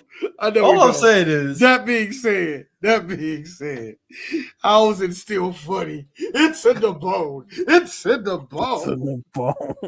But yeah, I like how white people have this idea that they're going to be the special cracker that's going to step in. That they're going to step in and go, colored people, I'm here. I'm the hero now. Jean-Claude, those Thai people, he's like white Jesus. Look at him, how they're crawling to him like he's the savior, because he's going to take down the evil Asian man that dared to be stronger and taller than a white man. Not just that. He also runs pretty much that whole part of Thailand, and everybody respects him. Because he's fucking Rocky running down the street. Shit. Yo, man, like white people love this idea when they become the special like that. That's why they love Save the Last Dance. I want to dance like you and become one of you. White people love doing that. They love, like, I always laugh that white people are white. I say this as a joke. White people, you get offended over this, I'm sorry. I'm just me studying your culture. Y'all don't like each other. They have a culture, D. Y'all do not. Thank you, Chris. Y'all do not like each other. So the second you have Brendan, you fly. All of a sudden, I have unlocked the Negro gene, and it's like, yo, what's up, cuz? And they think I'm cool now. Just because Tyrell gave you the green light. And you know what the fun part is? When we give y'all the green light, y'all then say, bye, niggers, click, and just cut it off and run away. And then, hey, you're adopting black culture. Hey, hold on. I have 2 black friends. Oh, God. So, yeah. So the crowd was screaming, Quincy Ocha, and they all loved him. Wrong movie, but yeah. Close enough. No, wrong movie, but close enough. But anyway, no, for real. I just like how. Well, hold on. We forgot the major part. Because there's fuckery afoot, we got our one Freddie Lee borrowing $1 million because he feels. No, we were about to mention that. That was next. I was just about to say that. Okay, my bad. $1 million. Like again, Jim Cummins over here. Jim Cummins over here using his best also Chinese or Oriental. Ancient Chinese secret. And one more thing. Rubbing ointment, tiger balm, good for heart. That shit. It's the most racist ass shit ever. No, it ain't his fault. Script. The secret ancient art of Kung Fu. You need ginger root, you see. MSG, good for stomach. God, we were racist as shit in the 80s. But I like how white people took away MSG, and what everybody figured out was, oh, they took away their seasoning. Y'all messed up, white folk. That's messed up. White people have been dodging. They've been dodging. It's bad for you. It's seasoning. It's salt. Are you serious? This is the reason why white people seasoning is just salt and pepper, and that's it. I'm like, bro, can we get some paprika in here? Can we get some garlic powder? I like how white people will boil chicken and only do with the salt and nothing more. You boil chicken, number one, I'll punch you in the face, and also two, you boil chicken, don't put a plant inside of the dog. Thank you. Like, all right, maybe they're making chicken stock. That ain't chicken stock. That's just boiled chicken. No, you went in the backyard and did this with the leaves into it. I would respect it more.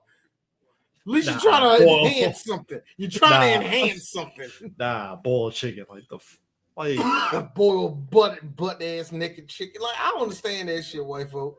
You know what? And I thought it was a thing like, y'all make all these things because, it frustrates black people because the way y'all cook.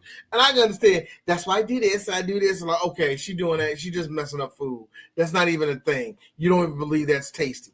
I can understand them. They're retarded. I get that.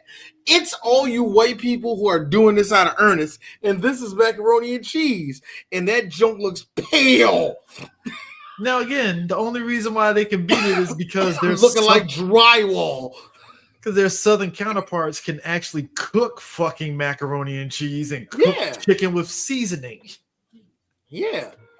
But then again, you got to realize they call all their ingredients the N-word before they come on. It gives it a twinge. It gives it a twinge better. Anyway. And that racism does make the barbecue hit a little different. So yeah, when you hate coons, the meat just falls off the bone. And this is D, because I ain't gotten that point in my life. Man, Festus is right, man. This shit is this shit good as shit. Sure. Ain't that like, yeah. So I like niggas like you. Cool. Some great ass barbecue sauce here, cool, goddamn. Damn. No. So like, here's me. I love you too, bro. Go ahead, just pass me the ribs. Shut the fuck up. You ain't gotta talk to me. You don't have to talk. Don't have to. You go saying hi. You make good ribs. We can stop. We can just stop right. Everything else is just I don't understand. Black Lives Matter. God damn it. Look here, Troy. I ain't trying to talk to you. I was loving the ribs. I was loving the potato salad, and you just fucked it up. You just messed it up. But what's wrong with Blue Lives? I got a question. I got a real good question. Why does that AOC? You don't gotta finish the question. You don't have to. How about you give me a couple pieces of apple pie? How about that? Is Jesse Jackson still alive? Nah, I wish that nigga was dead too.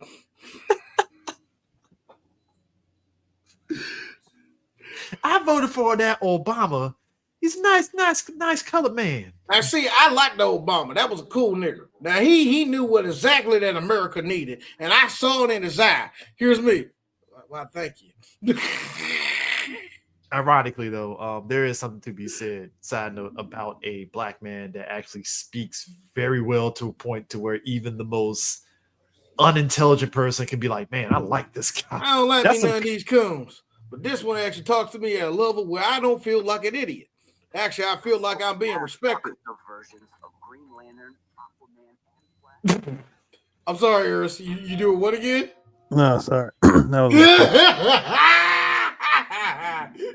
Eris pulled the Chris. Awesome. All I'm saying is there is some. My freaking phone just played it showed me the freaking trailer for Batman Ninja versus the Yakuza League. Oh yeah. Oh my God, Chris! One time in the show where Chris's phone went off, and it was clearly either a voice message from a woman or it was some girl up there talking, and Chris panicked because I seen him literally drop the phone because he was like. Fumble though.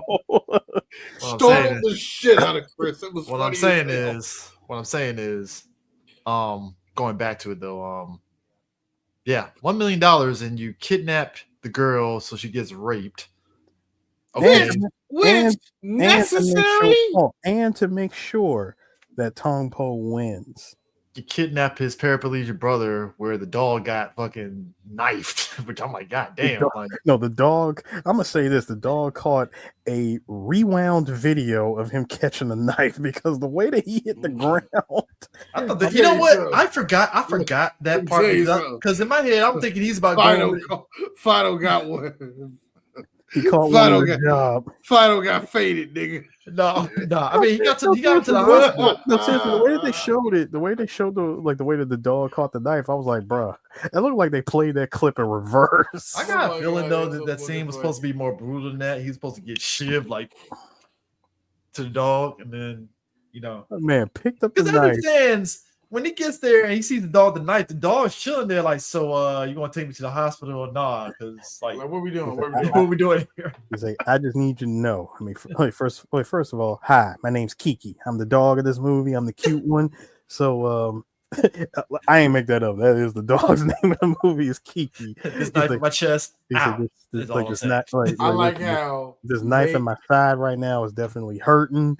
I wish I was acting, but no, I really am in pain. I love how.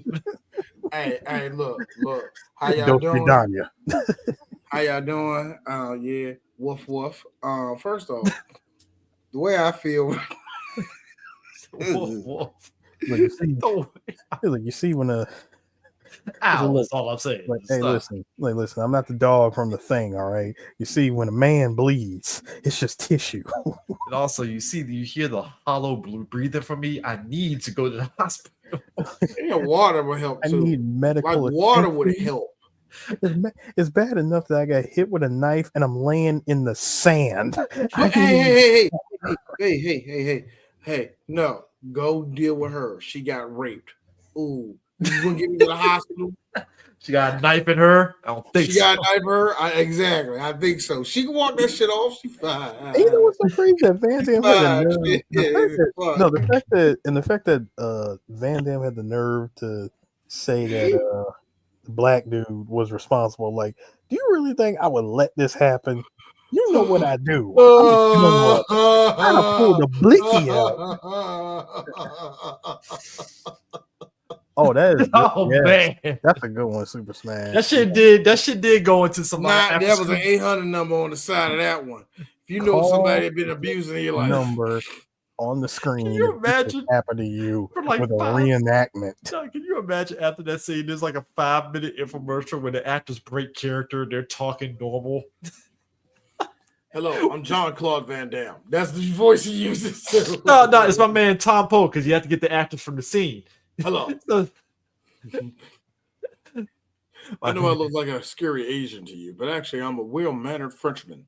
See, raping is not good, kids. No, you get Freddie Lee still being dubbed by Jim Cummings.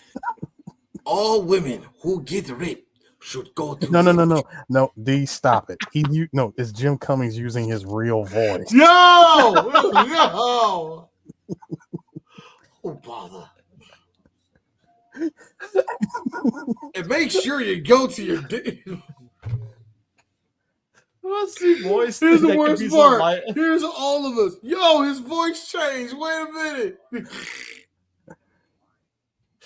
Man, you said Jim Cummings. Oh, Jim voice. Cummings. I would have lost it. Jim Cummings using his voice off of Bonkers, where he was pissed off at Bonkers. All right, if you get raped, go to the hospital. Let them check up on you. Let them do a kit. You know, it's gonna hurt. Yes, they're gonna have to go back in there, but you know, you'll be fine. Go back in there. Slaps her the clit. You'll be fine. It's like they're gonna have to go back in. Sorry, slaps me in the vagina. You can fit so many jumps from inside this. No, when you said they have to go back in there, that just made me think of freaking Ripley going back to the Xenomorph world. You're only going there as an advisor. That just reminds me of that fucking shit, bro. My chick about this Rob had testicular cancer, and he was like, get your ass checked out before it's too late, turkeys. Yes. I would have lost it. And remember, let's get dangerous. I can't think of nothing. The terror that flaps in the night. Did he voice the Bizarro Darkwing Duck too? No, he did not. Negaduck? Negaduck. No, that was somebody else. Oh, okay. Yeah, he did. He did do his dark version of him. I think but he did. Not Negaduck. I don't know. Don't call me on that one. I don't remember. Yeah, that. Oh God, bro. God, it's just that. But like kidnapping the paraplegic brother, it's like, wow, y'all kicked the shit out of that fucking damn wheelchair. And had him at gunpoint, in an abandoned warehouse. What you gonna do? Break dance, niggas? Barely, he's about half competent on the Muay Thai scale because he can still do the elbows. Oh God, that's funny. But you can't do no tiger knees. You see? That's about done. That's about done, bro. Any high kicking, you know what? Any walking of any kind, because apparently, the elbow took out your whole livelihood. So whatever. Yeah. Oh, Jim Cummins did do Nega Duck. Shit. Okay. Well, I like how that was concerning us. Really was. I was like, this shit's really like. Did he actually do it? Did he actually do it? He did. Synchronized. But anyways, I just like the initial fight. He has to Freddie Lee tells him he has to actually make it entertaining. He said, make the crowd happy. Let Tong Po punish you for all the rounds. Do you want brother alive? I like how Master Zion initially comes in there like Solid Snake until guns are pointed at him, and then my man came in there. That was his name, Taylor. Shows up with he shows up with what I like to call the 80s machine gun special. You know what I'm saying? Aviators and BDUs. The Scarface special, M16 with a grenade launcher attachment. And he has a cigar coming out of his mouth because you got to smoke a cigar when you're shooting guns. Helps your aim. It helps your aim. As we said, dexterity goes up when you plus 50 on dexterity and plus 50 on accuracy. So and the strategy. Yes, women, as we said. Yes, women. I know it's weird. Wait a minute. You mean to tell me men need something phallic in their mouth to focus? Yes. My man showed up in full fatigue, in sunglasses at night, and mowed down. Hey, look. There's proof. I love it when a plan comes together. There's undeniable scientific proof that if you have something in your mouth as a guy with a gun, you have pinpoint accuracy. Look at Cobra and that fucking toothpick. Yes. This is coming from Chris. This is also coming from a man who cuts slices of pizza with scissors. You're a fucking psychopath. I'm sorry. I had to repeat that again. You're a psychopath. You cutting pizza with goddamn scissors. You do need to be cleaning your gun. You probably need to be in a watch list. Thank you. I ain't saying you have to. I just saying you might need to be. The fuck cuts pizza with scissors. A psychopath. That's what. That's a man that bluff. Don't know. No, that's a man that needs to get actual knife and tools. Nigga, scissors. No, that is a man who did in fact kill a perpetrator. That's a man that's gonna be not single. 3 hours ago. That's a man who's single. That's a man who girlfriend coming in and touch one thing, he ready to kick her out. That's what that is. You know what I do find it. I think it is kind of interesting how over the years in movies, like the idea of the villain raping a woman has kind of diminished greatly. And here's the thing. I think it's because if you want to show it, you have to show it in its brutality.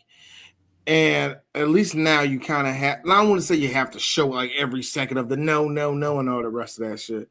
But I think a lot of people just don't want to go through that type of storytelling. I just think that type of storytelling isn't prevalent like it used to be back in the day. Yeah. You know what I mean? Back in the days, it was just highly implied. Like you didn't have to see the actual, And you're right, Eris. You didn't actually see it go down, but all it takes is a couple of slaps to the girl's face and a ripped shirt, and there it is, the rape. Yeah. Maybe some blood on the lip to imply that she got punched in the mouth or something. And I think really what it is that I'm always for a person that I like a good violent movie, but violence just for the sake of violence isn't violence unless you got a story behind it. Yeah. And I think a lot of times when you see rape in movies, they just happen and they have no purpose. Mm-hmm. It's just an excuse just to show a girl get her shirt ripped off for a boob to fall out. Now, you know what I mean? Like Death Wish, like how Death Wish did. No. Sort of like that. No, Death Wish. That's a baby compared to Hong Kong cinema of the 80s and 90s. Because in one movie in particular that I showed you, gentlemen, called The Avenging Quartet, where one Cynthia Khan kept getting slashes with a freaking Bowie knife to her back, by the way. And then when that wasn't enough, because dude wouldn't give up this painting that had that was linked to an ancient Japanese treasure or whatever, she gets that said Bowie knife stabbed through the hand. And she was tied to table, and at least one or two guys took turns having their way with her. Yeah, and while she's having the knife jabbed through her hand. Yeah, now here's a weird thing. There's more purpose in that than showing the girl get slapped. Wait a minute, no, show the moon or something like that. You know what I mean? Camera moving on. There's more purpose in what you just said than a scene like that. And the reason why in a scene like that, now, yes, both of them show women that have to experience violence, but one is just, that didn't move the story forward or backward. Mm-hmm. What was the point? And the 80s and the 90s took advantage of that a whole lot. So I understand why, if you're going to have rape in a movie, you better make it make sense. You better make it hit. Mm-hmm. And again, rape is not funny, but you can make it funny. We talked about that on Players Club. And every now and then, he's getting raped. What kind of... That ain't funny. That ain't funny. That ain't funny. So every now and then, we get a good one where it makes us all laugh. But for the most part, no, nobody wants to show that type of violence. And I totally understand that, to be honest with you. But at the same time, oh God, it's going to sound terrible because we were talking about rape. We used to be a proper country. God.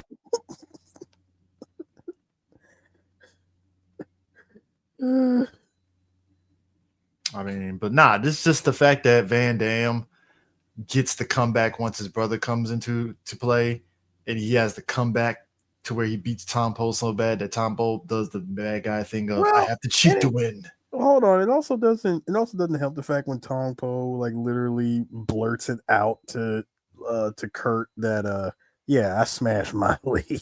You bleed like Miley. I mean, that's a douchebag statement that they always do anyways, where they just say some shit where it's that's not douchebag. No, Chris, that's not douchebag. That's villain. Yeah, that's just pure villain. I like raping women. That's a character trait, apparently. That's even better. What do you say? My I'm like, bro. That's Claude.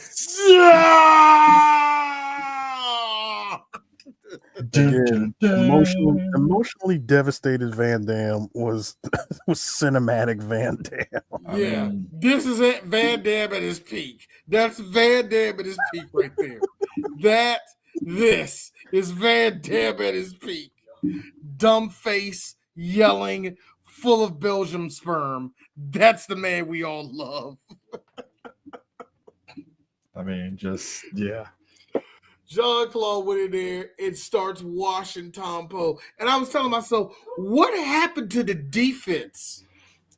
What happened to it? He didn't get down the whole yet. Let's say, hold on. Street Fighter 6 logic, he burned through his resources. Oh, he burnt meter, so he's on.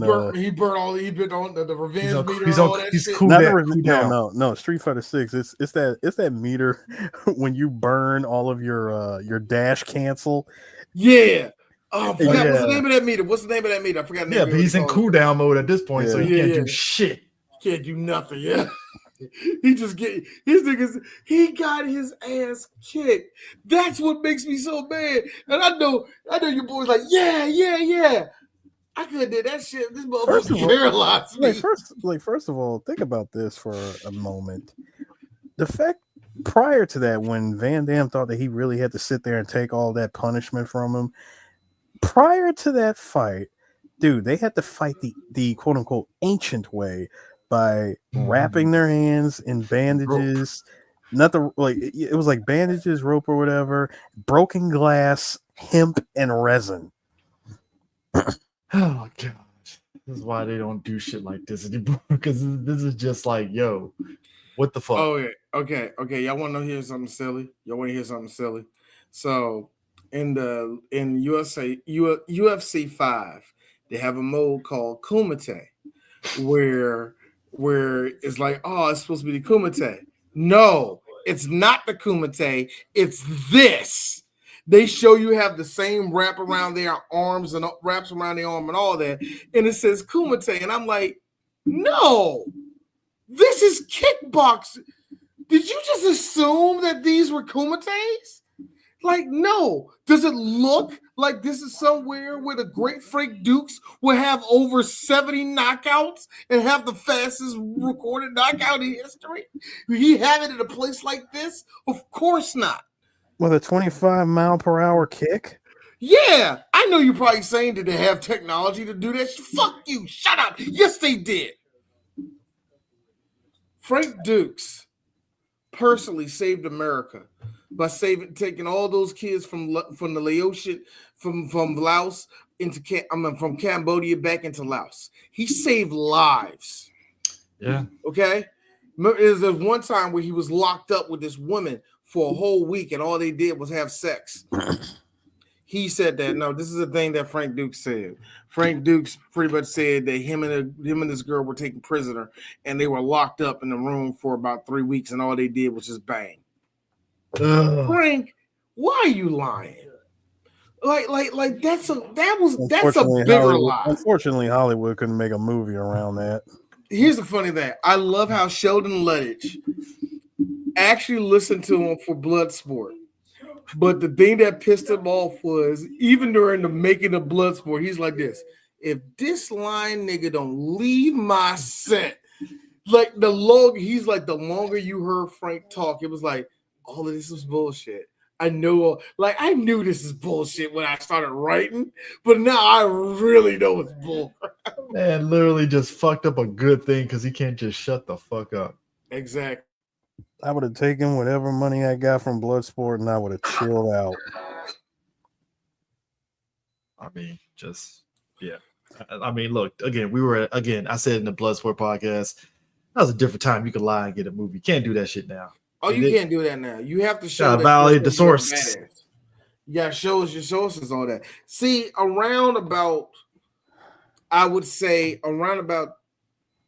actually, I was looking at my boy on Napoleon Blown Apart, and he was talking about Count Dante. And one of the bigger things he was talking about in it was Black Belt Magazine. Black Belt Magazine is one of the main reasons why your crazy uncle named Rob had all those ninja stars for some strange reason. Black Belt Magazine was also the reason why that one fat white guy in your neighborhood that always go to what Chris said, the quote-unquote Kim's Karate of the neighborhood, who only did white belt punches but act like he was a badass in the neighborhood. Mm-hmm. Yeah, a lot of that shit. But anyway, the thing that makes it so interesting is that the lies that came from Count Dante and how it spread down to everybody's way of thinking, the way they thought Asia was, the way everything was built around it. Like Count Dante was the ground zero when it came to lying about shit, because he was like, yeah, I was over in Vietnam, I had over 25 confirmed kills. No, he got kicked out of the army, never went to Vietnam. Hold on, the reason why he got kicked out of the army, he went AWOL to buy weed for a whole month. This nigga learned how to do kung fu, learned how to do karate. Actually help bring karate in the whole organization. Brought it up. They kicked him out. You know why they kicked this nigga out? He kicked him out because he was teaching black kids how to defend themselves. In Chicago, at the height of its racism, he was teaching black kids how to defend themselves, and he was the first karate practitioner in the country to give black people black belts. He was fucking crazy though. He was certifiable crazy though. Nigga was crazy. Don't hit this shit like, oh, he's a black hero. Shut the fuck up. He need to be in jail. he need to be in jail. So it's kind of funny how everybody had everything, every lie, and all the setup of the fake world in ninjutsu came down by the time the mid-90s came because of Black Belt Magazine. Because Black Belt Magazine finally had to admit, Okay, jiu-jitsu is the supreme fighting when they can beat everybody, yada yada yada. So is the death punch real? Shut the fuck up. Of course it's not real. Black Belt magazine had to change its tone. And once it changed its tone, the fictional world of ancient prophecy tells me, all of that disappeared. Yep. All of that had to go. And it's kind of funny that we will never get movies like this anymore. They're still going to be pie in the sky. I'm a white fighter trying to find but the advent of and he has to beat the big Asian dude. But they're still going to do that though. But I think that's what makes like the remake of Kickboxer interesting, because by the time you get to the remake, we're in this arena of mixed martial arts being a big thing. So you can structure your movie around the lead character knowing mixed martial arts, but now he has to lock it down to just knowing Muay Thai in his mixed martial arts sort Muay of Thai and maneuvers. kickboxing are cousins of each other. I understand that Muay Thai is a different discipline than kickboxing. I don't know which one has the bigger kicking speed or that like that, but kickboxing is real talk. A lot of people will tell you, like Michael Jai White will tell you that boxing, like if you get in a street fight, of course, boxing is going to help you the most. But real talk, the best martial art is going to be a combination. And kickboxing is a proven art. It's a proven art. Is it the best? No, because wrestlers and jiu-jitsu niggas light them niggas up all the time in UFC. But kickboxing is still freaking. It's still the fucking shit. Muay Thai is still an incredible art to learn, yeah. And I just think it's very funny that in this movie, Muay Thai was like the big Asian in the movie compared to kickboxing. That was kind of silly to me, man. Yeah, I mean, like I said, him beating the shit out of Tong Po was interesting because now it's just like, oh, Tong Po brings out the fucking damn tiki torch shit and try to charge at him. Doesn't work. I mean, and again, so did Freddie Lee get killed? I was gonna say when the tiki torch perk burns out. Tiki torch perk. Well, let's be real. For Freddie Lee got both his legs broken, and he paralyzed and can't walk after he burned through $1 million that he can't pay back. Oh, he ain't paying none of that shit back. Yeah, they beat the shit out of Freddie Lee when he walked in backstage. Sir, Freddie Lee is dead at this point. They did the Mafia special, bag over the head, club. Oh yeah, that was. He walked into an empty room. Son of a. Oh, dub Jim Cummings. Oh, no, Jim Cummings. Oh, bother. No, seriously, think about it. You go to a Thai mob boss who's getting a massage by a girl who's clearly 16, and you're asking to borrow $1 million to bet it on Tong Po.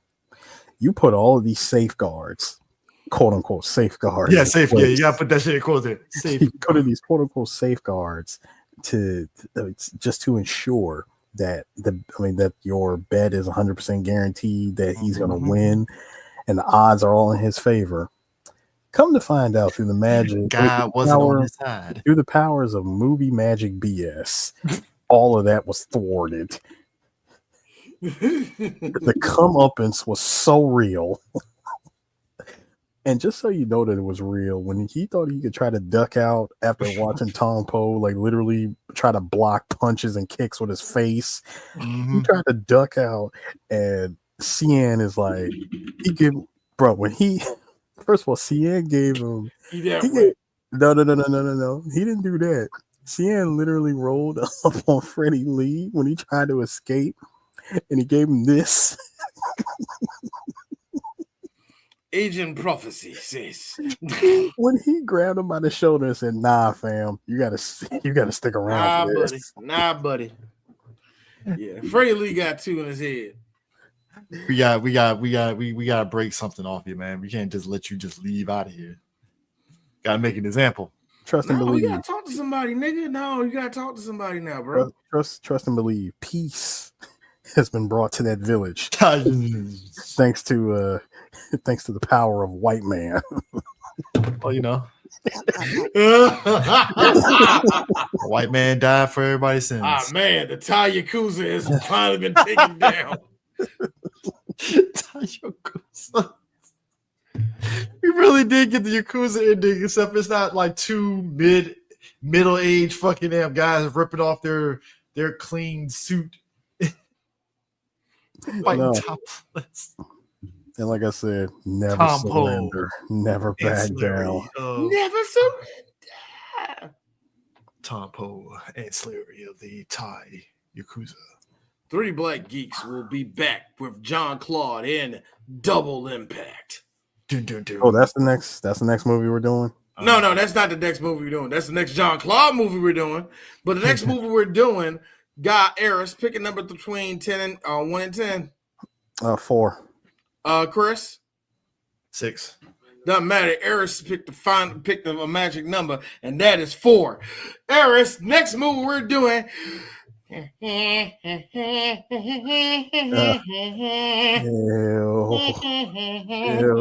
Which one? Ew. This is okay, Chris. This is when this is all Chris's fault because he wanted me to do when he said, "Hey D, so we did the first one. Are we ever going to do the second one?" And that's what it hit me. Oh, we got to do the whole. No. And like I said, this is what happens when you take a jewel. A literal jewel, and you watch it fall down that same mudslide that Dennis Nedry let that shaving cream canister fall down the mudslide, and it just gets covered in all of the muck. I got a question. Eris, stop. Real quick. And it snowballs into the giant mountain of crap that is the rest of this Jurassic Park franchise. Eris, will you say it like that? I got a question. Are we fans of this series and we wished it went better, and all it did was give us shit? Look, we got some. I'm starting to think we're fans of the series now. Look, we got some bitchin' toys out of that second movie. Oh no, we got some bitchin' toys out of the third movie. And the third movie was all the good toys. I will admit that I liked the Jeep. I liked the Raptor catcher. Yeah, it was good. It was the Raptor catcher, yo, man. That's the commercials made. Look, let me tell you something about Lost World. It was a literal Jeep that shot a net. Let me tell you something about Lost World. The commercials for Lost World Jurassic Park made it have such a dope ass storyline than what the fucking actual movie was and shit. Like, oh, look at this Jeep that's catching a raptor. You're thinking you're gonna get some cool shit like that in the movie. Nope. No, that was what was always so amazing about the toys for these movies was that you got toys for movies that didn't even feature none of that stuff. Mm-hmm. I don't understand. We are, and to be honest, hold on. To be correct, D, we did the second one already. Yes, we did do the second one. We're doing the third one. I'm saying when Chris mentioned hey D, when are we going to do the second one? That's when it hit me. Oh fuck! But even when the third one, all of them. But the third one really reinforced how ideas going into it didn't necessarily hit the final product, because we look at 3, it's like, okay, second one, yeah, bigger and better. I get the logic on that one, fine. Third one, they thought, okay, what if we went back to the roots of the ooh and ah and the horror of dinosaurs? And it stopped. You kind of think that it's getting it, but it doesn't.